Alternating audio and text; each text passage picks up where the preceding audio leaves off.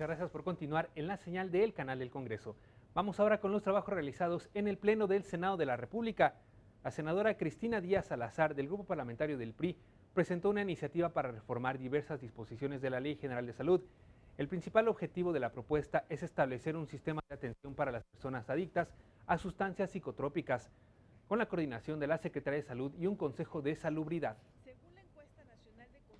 En primer lugar, se busca eliminar el concepto farmacodependiente para referirse a personas que tienen un consumo problemático al ser discriminatorio, estigmatizante y criminalizar al usuario. La adicción se define como una enfermedad crónica, pero no como un delito. La senadora Marcela Torres Peinberg del PAN propuso ante el Pleno una modificación a la ley del impuesto especial sobre producción y servicios. Esto con el fin de que se considere al vino de mesa como un alimento y no una bebida alcohólica. Además, la iniciativa contempla desvincular el nivel de alcohol de las botellas de vino del impuesto que deben pagar los consumidores. Diferenciación en la ley del IEPS para que el vino de mesa, por su naturaleza propia, quede excluido de las demás bebidas con contenido alcohólico, sin afectar los objetivos fiscales de esta ley. El senador del PRD, Zoé Robledo Aburto, presentó una iniciativa con proyecto de decreto por el que se reforma el artículo 58 del Código Civil Federal. Esto con el propósito de respetar la forma de escribir los nombres de origen indígena durante el registro de un recién nacido. El proponente señaló que es necesario respetar las grafías de cualquier índole en las actas de nacimiento. Busca remediar algo tan simple como aceptar estas grafías distintas en el registro civil para desencadenar algo mucho más importante, el derecho a una cosmovisión propia. Es una modificación al artículo 58 del Código Civil Federal, el que tiene que ver con el acta de nacimiento.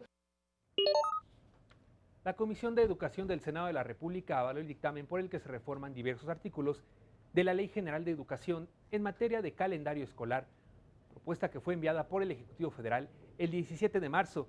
De concluir el proceso legislativo, cada escuela podrá determinar si cumple un calendario escolar de 185 o de 200 días.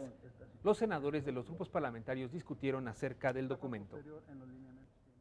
Aquí el calendario de este proceso es muy importante porque en caso de que se llegue a modificar la ley, una vez que la conozca la Cámara de Diputados en su momento, los lineamientos se pedirían hacia el mes de mayo, probablemente para que tengan vigencia en el ciclo escolar que inicia el tercer lunes de agosto.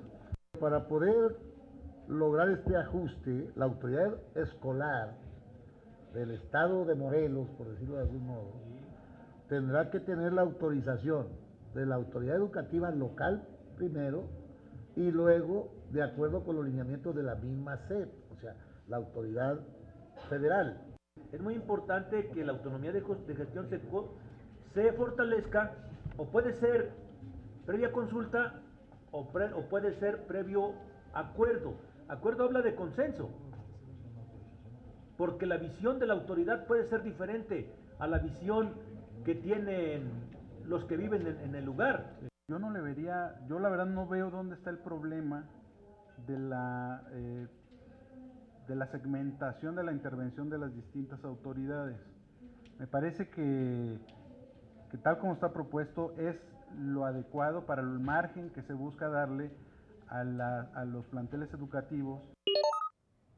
El Pleno del Senado de la República debatió el dictamen de la Comisión de Educación que modifica los artículos 13, 51, 53 y 69 de la Ley General en la materia, con objeto de que las autoridades locales puedan realizar ajustes al calendario escolar siempre y cuando cumplan con los lineamientos emitidos por la Autoridad Educativa Federal. Primero, en el nivel nacional, la Secretaría de Educación Pública pone un calendario de 185 a 200 días, se da ese margen, con la condición de que se cumplan los planes y programas de estudio, los objetivos y desde luego las horas de estudio. Esta reforma posibilita a autoridades educativas locales a recomendar ajustes al calendario escolar para aumentar la eficacia educativa en función de las condiciones que se viven en cada demarcación incluidos los factores climatológicos. Integrantes de los grupos parlamentarios manifestaron su posicionamiento respecto al dictamen de la Comisión de Educación y detallaron los aspectos que contiene esta propuesta legislativa. Plantea que el calendario escolar tenga una duración mínima de 185 días y una máxima de 200 días efectivos de clases, en los que se deberá cumplir con las horas de clase que establezca la Secretaría de Educación Pública. La calidad de la educación está en razón de los elementos contextuales en los que se desarrolla el proceso de aprendizaje, el método que se emplea, los contenidos que se enseñan, las condiciones del aula, las condiciones de las comunidades, la posibilidad de acceder a una alimentación adecuada. Se trata de optimizar el uso del tiempo de la jornada escolar, que posibilite a los docentes desarrollar a plenitud el enfoque pedagógico del plan y los programas de estudio, y a los alumnos aprovechar el tiempo de manera efectiva. México es uno de los países con mayor número de días y horas de instrucción obligatoria en educación primaria y secundaria.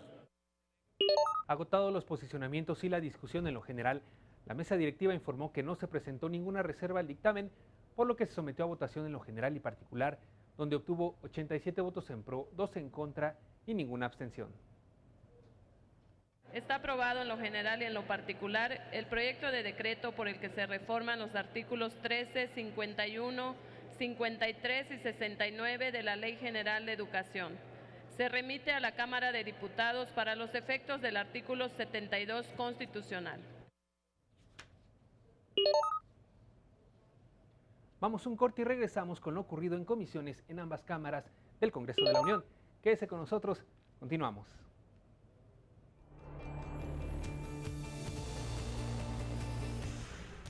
Analizan diputados fiscalización de la cuenta pública 2014.